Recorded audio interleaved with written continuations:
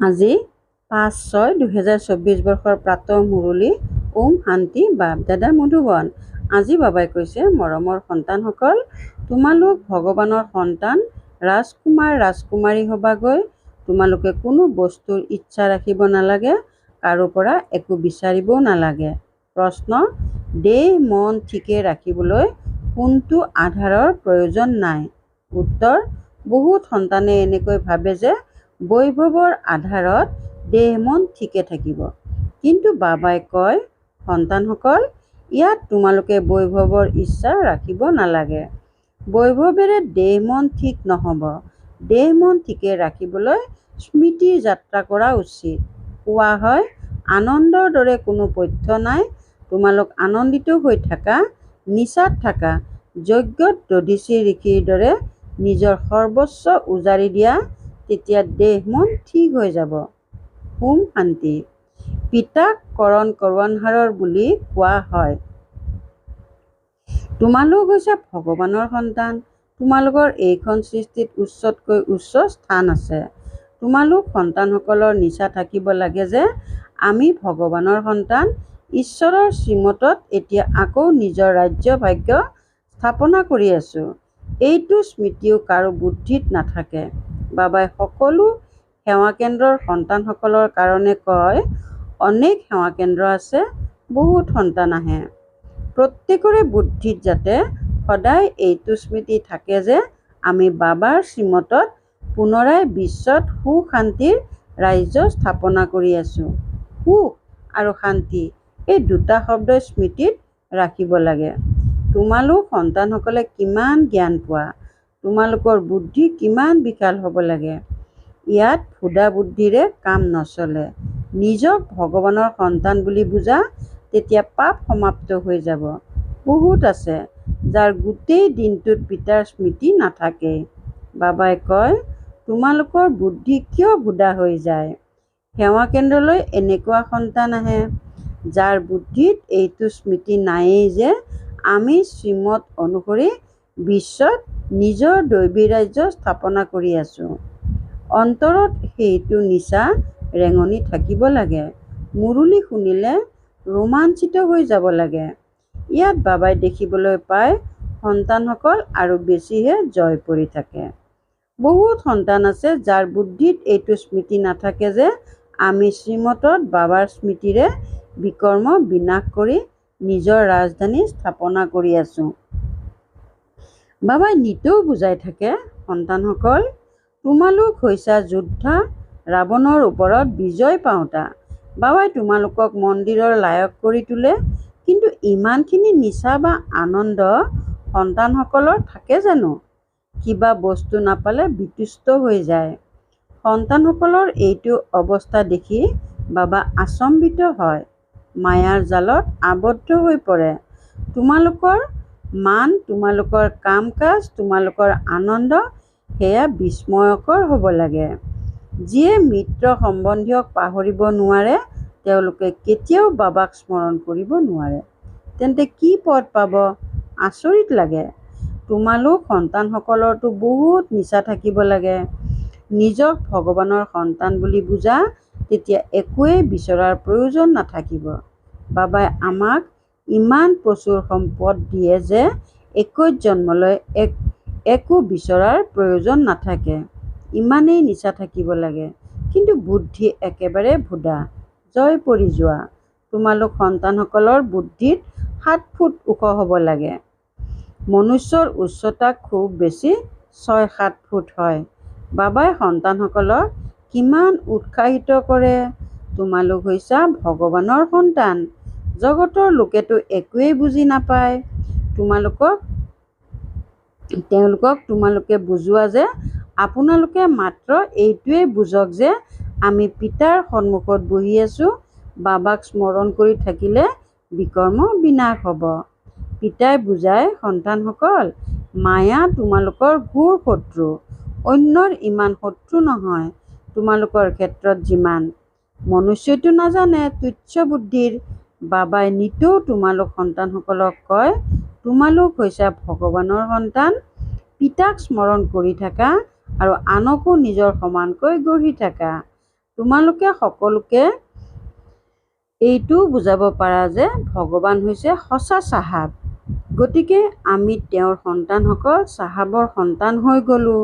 তোমালোক সন্তানসকলে চলোতে ফুৰোতে বুদ্ধিত এইটোৱে স্মৃতি ৰাখিব লাগে, সেৱাত দধিচি ঋষিৰ দৰে নিজৰ হাৰো অৰ্পণ কৰিব লাগে, অৰ্থাৎ সৰ্বস্ব উজাৰি দিব লাগে। ইয়াত হাৰ অৰ্পণ কৰা দূৰৈৰ কথা আৰু বেছিহে বৈভৱ বিচাৰে। দেহ মন জানো এই বস্তুবোৰৰ দ্বাৰা ভাল হয়। দেহ মন ঠিকে ৰাখিবলৈ স্মৃতিৰ যাত্ৰাত ৰাখিব লাগে, সেইটো আনন্দ থাকিব লাগে। হেৰৌ, আমিতো কল্প কল্প মায়াৰ লগত হাৰি আহিছোঁ, এতিয়া মায়াৰ ওপৰত বিজয়ী হওঁ। পিতা আহি বিজয়ী কৰি তোলে। এতিয়া ভাৰতত কিমান দুখ, সীমাহীন দুখ দিওঁতা হৈছে ৰাৱণ। তেওঁলোকে ভাবে এৰোপ্লেন আছে, গাড়ী মহল আছে, বছ এয়াই স্বৰ্গ। এইটো বুজি নাপায় যে এই জগতখনেই এতিয়া নাশ হৈ যাব। লাখ লাখ কোটি কোটি খৰচ কৰে বান্ধ আদি বন্ধাই, যুদ্ধৰ সামগ্ৰীও কিমান আনি আছে, এইবোৰে ইজনে সিজনক নাশ কৰি দিব। গৰাকীবিহীন নহয় জানো? কিমান যুঁজ বাগৰ কৰে সেই বিষয়ে নুসুধিবা। কিমান আৱৰ্জনাৰে ভৰি আছে, ইয়াকে কোৱা হয় নৰক। স্বৰ্গতো মহিমা অপাৰ। বৰোদাৰ মহাৰাণীক সোধা মহাৰাজা কলৈ গ'ল, তেতিয়া ক'ব স্বৰ্গবাসী হ'ল। স্বৰ্গ কাক কোৱা এয়া কোনেও নাজানে। কিমান ঘোৰ অন্ধকাৰ, তোমালোকো ঘোৰ অন্ধকাৰত আছিলা। এতিয়া পিতাই কয় তোমালোকক ঈশ্বৰীয় বুদ্ধি প্ৰদান কৰোঁ, নিজক ঈশ্বৰীয় সন্তান ভগৱানৰ সন্তান বুলি বুজা। ভগৱানে পঢ়াই ৰাজকুমাৰ ৰাজকুমাৰী কৰি তুলিবলৈ বাবাই যোজনা শুনাই নহয় যে ভেড়া ছাগলীয়ে স্বৰ্গীয় সংগীত কি বুজিব। এতিয়া তোমালোকে বুজি পোৱা, মনুষ্যও সকলো সেই ভেড়া ছাগলীৰ দৰে একোৱেই নাজানে। কি কি উপমা উলিয়াই থাকে। তোমালোকৰ বুদ্ধিত আদি মধ্য অন্তৰ ৰহস্য আছে। ভালকৈ স্মৰণ কৰা যে আমি বিশ্বত সুখ শান্তি প্ৰতিষ্ঠা কৰি আছোঁ। যিসকল সহায়কাৰী হ'ব তেওঁলোকে উচ্চ পদ পাব। সেয়াও তোমালোকে দেখিবলৈ পোৱা কোন কোন সহায়কাৰী হয়। প্ৰত্যেকে নিজৰ অন্তৰক সোধা যে মই কি কৰি আছোঁ। মই ভেড়া ছাগলীটো নহয়। মনুষ্যৰ অহংকাৰ চোৱা কিমান গুজৰিবলৈ ধৰে।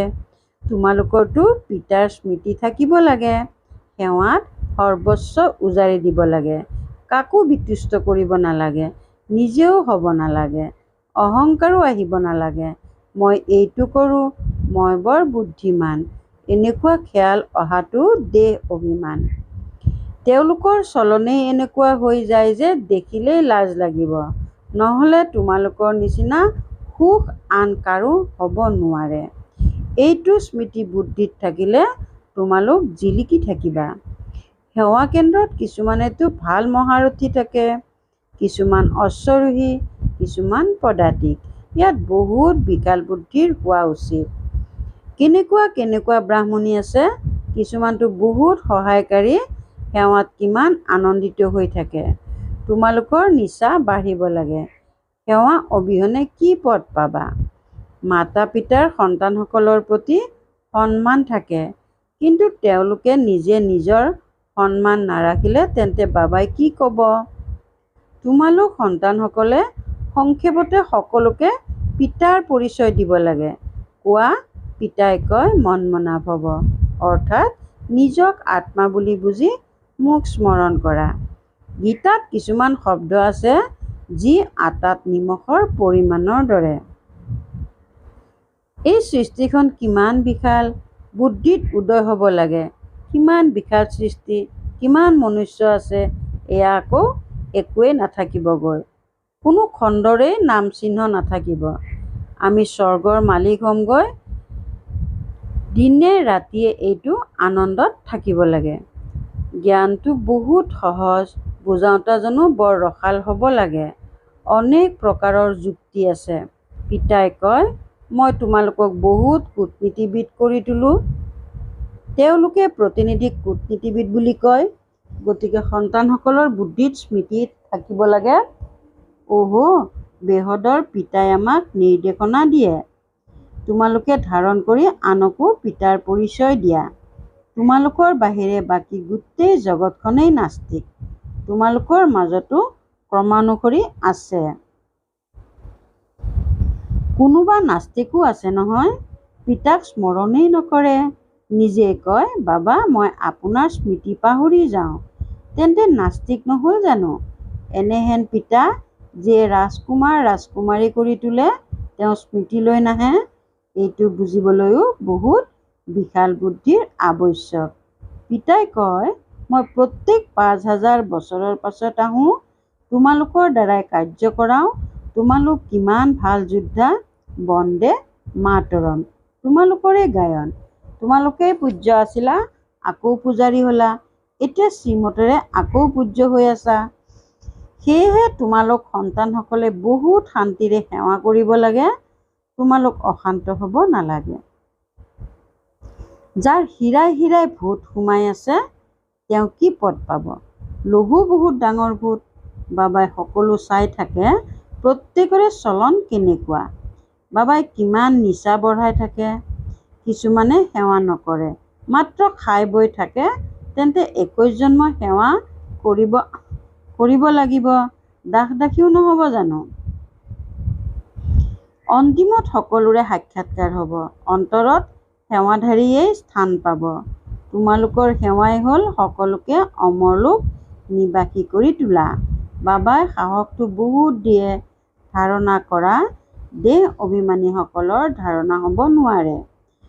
তোমালোকে জানা, পিতাক স্মৰণ কৰি আমি বেশ্যালয়ৰ পৰা শিৱালয়লৈ লৈ যাওঁ। গতিকে এনেকুৱা হৈও দেখুৱাব লাগে। বাবাইতো চিঠিবোৰত লিখে, অতি মৰমৰ ভগৱানৰ আত্মিক সন্তানসকল, এতিয়া শ্ৰীমতত চলিলে মহাৰথী হ'লে তেতিয়া ৰাজকুমাৰ ৰাজকুমাৰী অৱশ্যে হ'বা। লক্ষ্য উদ্দেশ্যই হৈছে এইটো। এজন সত্য বাবাই তোমালোকক সকলো কথা ভালকৈ বুজাই আছে। সেৱা কৰি আনৰো কল্যাণ কৰি থাকা। যোগবল নাথাকিলে তেতিয়া ইচ্ছা উৎপন্ন হয়, এইটো লাগে সেইটো লাগে, সেই আনন্দ নাথাকে। কোৱা হয় আনন্দৰ দৰে খোৰাক, অৰ্থাৎ পথ্য একো নাই। ভগৱানৰ সন্তানসকলতো বহুত আনন্দিত হৈ থাকিব লাগে। সেই আনন্দ নাথাকিলে অনেক প্ৰকাৰৰ কথা আহে। হেৰৌ, পিতাই বিশ্বত বাদশ্বাহী দি আছে, বাকী আৰু কি লাগে? সকলোৱে নিজক অন্তৰত সোধা, মই ইমান মৰমৰ বাবাৰ কি সেৱা কৰোঁ? পিতাই কয়, সকলোকে বাৰ্তা দি যোৱা, ভগৱানৰ আগমন হৈছে। বাস্তৱত তোমালোক সকলো হৈছা ভাই ভাই। তেওঁলোকে যদিও কয় আমি সকলো ভাই ভাই, ইজনে সিজনক সহায় কৰিব লাগে, সেইটো দৃষ্টিৰেহে ভাই বুলি কয়। ইয়াত পিতাই কয়, তোমালোক এজন পিতাৰ সন্তান ভাই ভাই হোৱা। পিতা হয়েই স্বৰ্গ স্থাপনা কৰোঁতা। সন্তানসকলৰ দ্বাৰা স্বৰ্গ স্থাপনা কৰে। সেৱাৰ যুক্তিটো বহুত বুজাই থাকে। মিত্ৰ সম্বন্ধীয় সকলোকো বুজাব লাগে। চোৱা, সন্তান বিদেশতো আছে, তেওঁলোকেও সেৱা কৰি আছে। দিনে প্ৰতিদিনে মনুষ্যই হাহাকাৰ দেখি বুজিব, মৃত্যুৰ আগতেই অধিকাৰ লৈ লওঁ। সন্তানসকলে নিজৰ মৃত সম্বন্ধীয় সকলোকো উদ্ধাৰ কৰি আছে, পবিত্ৰ হৈও থাকে। বাকী নিৰন্তৰ ভাই ভাই দৃষ্টি ৰখা, সেইটো কঠিন। পিতাইতো সন্তানসকলক ভগৱানৰ সন্তান কিমান সুন্দৰ উপাধি দিছে। নিজক চাব লাগে। সেৱা নকৰিলে মই কি হ'মগৈ? যদি কোনোৱে জমাও কৰিছিল, কিন্তু খাই খাই সেয়া শেষ কৰি দিলে, তেতিয়া আৰু বেছিহে ধৰুৱা হৈ যায়। সেৱা কৰোৱাসকলৰ কেতিয়াও এইটো খেয়ালো যাতে নাহে যে মই ইমান দিলোঁ, তাৰ দ্বাৰা সকলোৰে প্ৰতিপালন হৈ আছে। সেয়েহে সহায় কৰাজনৰ খাতিৰো কৰা হয়। বুজাব লাগে, তেওঁ অৰ্থাৎ শিৱ বাবা হৈছে প্ৰতিপালন কৰোঁতা। আত্মিক সন্তানসকলক খুওৱা। তোমালোকে তেওঁৰ সেৱা কৰা, এইটো ডাঙৰ হিচাপ। যদি মন বাণী কৰ্মৰে তেওঁৰ সেৱা কৰা, তেন্তে সেই আনন্দ কেনেকৈ পাবা? যদি মন বাণী কৰ্মৰে তেওঁৰ সেৱা নকৰা, তেন্তে সেই আনন্দ কেনেকৈ পাবা? শিৱ বাবাক স্মৃতিত ৰাখি ভোজন ৰান্ধিলে তেতিয়া তেওঁৰ পৰা শক্তি পাবা। অন্তৰক সুধিব লাগে, মই সকলোকে সন্তুষ্ট কৰিব পাৰিছোনে? মহাৰথী সন্তানসকলে কিমান সেৱা কৰি আছে। বাবাই কাপোৰত তৈলচিত্ৰ অংকন কৰায়। এই চিত্ৰবোৰ কেতিয়াও ভাঙি ছিঙি নাযায়। বাবাৰ সন্তানসকল বহি আছে। তেওঁলোকে নিজেই ধন পঠিয়াই দিব। পিতাই আকৌ টকা ক'ৰ পৰা আনিব? এই সেৱা কেন্দ্ৰবোৰ কেনেকৈ চলে? সন্তানসকলেই চলায় নহয় জানো? শিৱ বাবাই কয়, মোৰ লগত এটা ফুটা কৰিও নাই। পাছলৈ নিজেই আহি তোমালোকক ক'ব মোৰ ঘৰটো কামত লগাওক। তোমালোকে ক'বা এতিয়া বহুত পলম হৈ গ'ল। পিতা হয়েই গৰীবৰ ত্ৰাণকৰ্তা। গৰীবৰ হাতত ক'ৰ পৰা আহিব? কোনোবা কোটিপতি পদমপতিও আছে। তেওঁলোকৰ কাৰণে এইখনেই স্বৰ্গ। এয়া হৈছে মায়াৰ পাম্প। তাৰ পতন হৈ আছে। পিতাই কয়, তোমালোক প্ৰথমে ভগৱানৰ সন্তান হৈছা, আকৌ ৰাজকুমাৰ ৰাজকুমাৰী হবাগৈ। কিন্তু সিমান সেৱাও কৰি দেখুওৱাচোন। বহুত আনন্দিত হৈ থাকিব লাগে। আমি ভগৱানৰ সন্তান, আকৌ ৰাজকুমাৰ কুমাৰী হ'মগৈ। ৰাজকুমাৰ কুমাৰী তেতিয়া হবা যেতিয়া বহুতৰে সেৱা কৰিবা। কিমান সীমাহীন আনন্দত থাকিব লাগে। ভাল বাৰু, অতি মৰমৰ কল্পৰ পাছত পুনৰাই মিলিত হোৱা সন্তানসকলৰ প্ৰতি মাতা পিতা বাপ দাদাৰ স্নেহপূৰ্ণ স্মৰণ আৰু সুপ্ৰভাত। আত্মিক পিতাৰ আত্মিক সন্তানসকলক নমস্কাৰ। ধাৰণাৰ বাবে মুখ্য সাৰ ১ নম্বৰ, কেতিয়াও কাকো বিতুষ্ট কৰিব নালাগে আৰু নিজেও বিতুষ্ট হ'ব নালাগে। নিজৰ বুদ্ধিমত্তা অথবা সেৱা কৰাৰ অহংকাৰ দেখুৱাব নালাগে। যেনেকৈ পিতাই সন্তানসকলক সন্মান দিয়ে, তেনেকৈ নিজৰ সন্মান নিজে ৰাখিব লাগে। ২ নম্বৰ, যোগ বলেৰে নিজৰ সকলো ইচ্ছা সমাপ্ত কৰিব লাগে। সদায় এইটো আনন্দ বা নিচাত থাকিব লাগে যে আমি ভগৱানৰ সন্তান, ৰাজকুমাৰ ৰাজকুমাৰী হ'মগৈ। সদায় শান্তিত থাকি সেৱা কৰিব লাগে। শিৰাই শিৰাই যি ভূত সোমাই আছে সেয়া আঁতৰাব লাগে। বৰদান, ব্ৰাহ্মণ জীৱনত পিতাৰ দ্বাৰা আলোকৰ মুকুট প্ৰাপ্ত কৰোঁতা মহান ভাগ্যৱান আত্মা হোৱা। ব্ৰাহ্মণ জীৱনত পিতাৰ দ্বাৰা আলোকৰ মুকুট প্ৰাপ্ত কৰোঁতা মহান ভাগ্যৱান আত্মা হোৱা। সংগমযোগী ব্ৰাহ্মণ জীৱনৰ বিশেষত্ব হৈছে পবিত্ৰতা। পবিত্ৰতাৰ চিহ্ন হৈছে আলোকৰ মুকুট, যিটো প্ৰত্যেক ব্ৰাহ্মণ আত্মা পিতাৰ দ্বাৰা প্ৰাপ্ত হৈছে। পবিত্ৰতাৰ আলোকৰ এই মুকুট এই হীৰা মুকুতা খোদিত মুকুটতকৈও অতি শ্ৰেষ্ঠ। মহান আত্মা, পৰমাত্মা, ভাগ্যৱান আত্মা, উচ্চতকৈ উচ্চ আত্মাৰ এই মুকুট হৈছে চিহ্ন। বাপ দাদাই প্ৰতিগৰাকী সন্তানক জন্মতেই পবিত্ৰ হোৱাৰ বৰদান দিয়ে, যাৰ চিহ্ন হৈছে আলোকৰ মুকুট। শ্লোগান, বেহদৰ অৰ্থাৎ গোটেই পুৰণি সৃষ্টিৰ বৈৰাগ্য বৃত্তিৰ দ্বাৰা ইচ্ছাৰ বশীভূত দুশ্চিন্তাগ্ৰস্ত আত্মাসকলৰ দুশ্চিন্তা দূৰ কৰা। বেহদৰ বৈৰাগ্য বৃত্তিৰ দ্বাৰা ইচ্ছাৰ বশীভূত দুশ্চিন্তাগ্ৰস্ত আত্মাসকলৰ দুশ্চিন্তা দূৰ কৰা।